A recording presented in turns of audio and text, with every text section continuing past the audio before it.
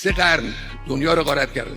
از شرق آسیا، از اندونزی، از فیلیپین، از نپال، از شبه قاره هند بگیرید تا آسیای مرکزی و آسیای غربی و تا شمال آفریقا، بخش‌های مغرب آفریقا و تا سر آفریقای سیاه.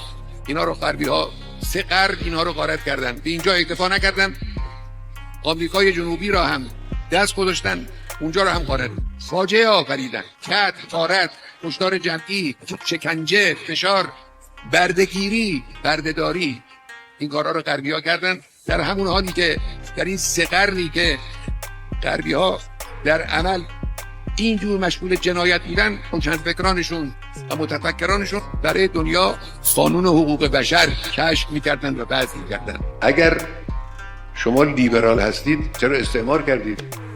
شما چطور لیبرالی هستید، آزادی خواهی هستید، آزاد اندیشی هستید که یک ملت چند میلیونی مثل هند رو مثلا سالهای متمادی بیش از 100 سال استعمار میکنید، در تصرف خودتون نگه میدارید، همه دارایی هاشو ازش میکشید بیرون، تبدیلش میکنید به یه ملت فقیر. هر منطقه‌ای که از اروپا دوره، منطقه خاور دور اسمشه، چون دور از اروپاست. هر کدوم نزدیکه، مثل بعضی کشورهای شمال آفریقا این خاور نزدیکه. هر کدوم میانه اینهاست خاور میانه است.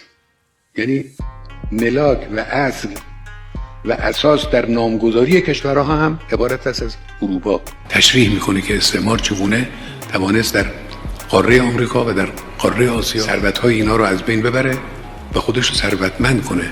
کشور انگلیس ثروتمند نبود، فرانسه ثروتمند نبود، کشورهای اروپایی ثروتمند نبودن، اینا ثروت کشورهای دیگه رو گرفتن.